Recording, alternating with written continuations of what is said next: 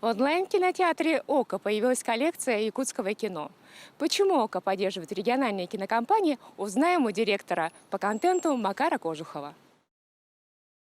Добрый день, Макар. Компания «Ока» — это, безусловно, детище эпохи цифры. Вы стартовали в 2011 году, прошло 9 лет. Какой путь вы прошли и что сейчас из себя представляет ваша компания? Действительно, вы абсолютно правы. Мы, безусловно, детище цифровой эпохи, но 2011 год, когда это все появлялось, это была группа разработчиков и инженеров, которые придумали сделать нечто очень большое. И стоит отметить, что компания развивалась планомерно, но последние несколько лет происходит так называемый гиперпрыжок. Если 3 года назад в компании трудилось порядка 70 человек, то сейчас нас уже порядка 500 с 2 офисами в Москве и Санкт-Петербурге. Мы представляем себя не просто онлайн-кинотеатр, но целый мультимедийный сервис, где пользователи могут смотреть не только кино и сериалы, но также театральные постановки, документальные фильмы, детский контент, музыку, образовательный контент. И на данный момент в нашем сервисе порядка 80 тысяч единиц контента разного. И до конца года планируем перешагнуть через очень важный рубеж в 100 тысяч единиц контента. И на этом, в общем, не планируем останавливаться. Как понимается название компании «Ока»? И будет ли представительство «Ока» в Республике Саха-Якутия? Digital век позволяет не открывать представительство и позволяет нам быть на связи со всеми, находясь в Москве и в Петербурге. Технические, технологические истории, конечно, есть своими представительствами в разных регионах, но это скорее для того, чтобы пользователи по всей стране могли беспрепятственно и качественно получать удовольствие от просмотра контента в ОКО. Что касается названия, то я боюсь, есть множество легенд, но ни одна из них не является правдой. Это на данный момент очень красивый и узнаваемый бренд, за которым на самом деле нет никакого смысла. В вашем онлайн-кинотеатре огромный выбор фильмов, в том числе и крупнейшая коллекция голливудских фильмов. Расскажите, как в вашем каталоге появилось якутское кино? Когда делаешь сервис для всех людей, для всей страны, нельзя фокусироваться исключительно на зарубежном или только на самых больших студийных фильмах. Мы должны абсолютно соответствовать, во-первых, запросу всех пользователей и всех людей во всей стране, которые смотрят кино. И не только в стране, потому что ОКО также доступно и в республиках СНГ, где они также могут посмотреть и получить точно такое же удовольствие, как и мы с вами. И, конечно же, мы должны следить за, ну, что ли, трендами, за тем, что в моде, что и, безусловно, якутское кино – это феномен, который гремит на всю страну у нас, и обойти без внимания мы абсолютно не могли. И, конечно, при помощи наших друзей с Саха-Фильм, которые помогли нам собрать эту коллекцию, и потому что они обладают, безусловно, гораздо большей экспертизой в предмете и собственно, непосредственно в якутском кино, в общем, мы собрали и запустили эту коллекцию, и очень, на самом деле, гордимся, потому что мы первые, кто вот так вот централизованно собрал это все под одной обложкой, скажем так.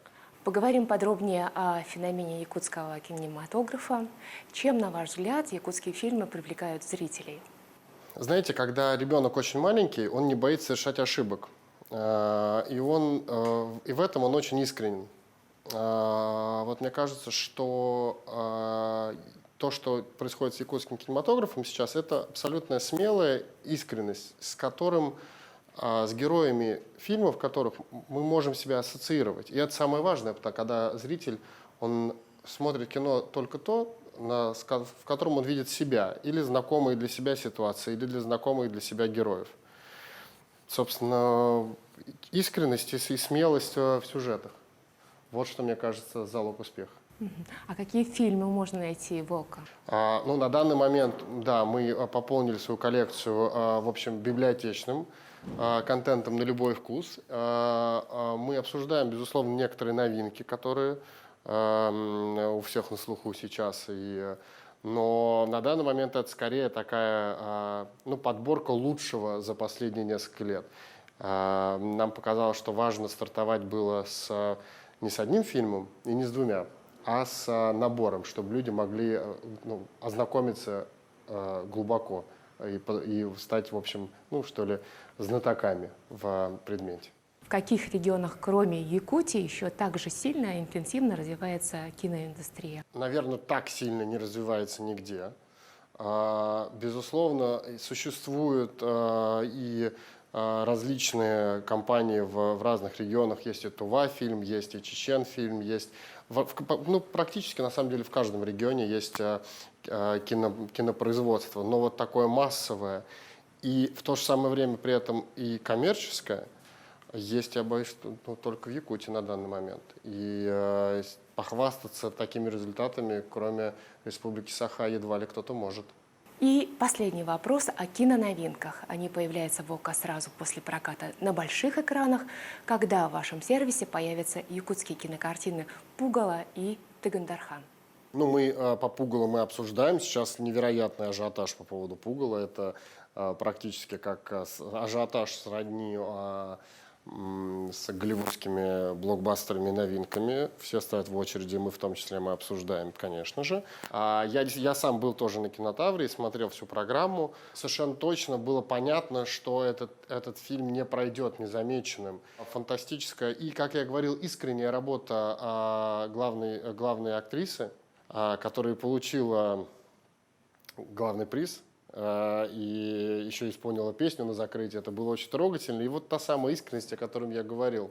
Мне очень хочется, чтобы это не было, знаете, таким одиночным выстрелом. Очень хочется, чтобы и у ребят-создателей, и у актеров этого фильма это сложилось в карьеру, сложилось во что-то большее. Поэтому очень хочется их поддержать в этом и, в общем, поздравить при помощи вашего телеканала с победой, в общем, в главном фестивале нашей страны на данный момент. По второй картине тоже сейчас идут переговоры. Это сейчас, так как мы сделали такое громкое заявление, собрав коллекцию, да, и, естественно, так как мы в ОКО часто задаем тренды, мы сделали первый онлайн-концерт, все начали делать онлайн-концерты, мы стали показывать в 4К, сейчас 8К, все стали показывать 8К качество и так далее. Поэтому мы, задав этот тон, в общем, и создали эффект этой самой очереди, который мы сейчас, и, в общем, в который мы тоже встали на общих началах и обсуждаем. Получится ли выиграть в этой гонке, не знаю, но мы постараемся. Ну и, конечно же, пожелания нашим кинопроизводителям, нашим режиссерам. Да, очень хочется, чтобы не сбавляли темп, чтобы продолжали верить в себя и в то, что они делают, не заигрывались с копированием чего-то извне, чего делать не надо. Достаточно самобытности, достаточно собственной культуры, в которой еще развиваться и развиваться, и экранизировать. И это только начало. Не стоит. Я очень желаю всем пройти это испытание медными трубами достойно и продолжать. Спасибо большое за интересную беседу. Спасибо.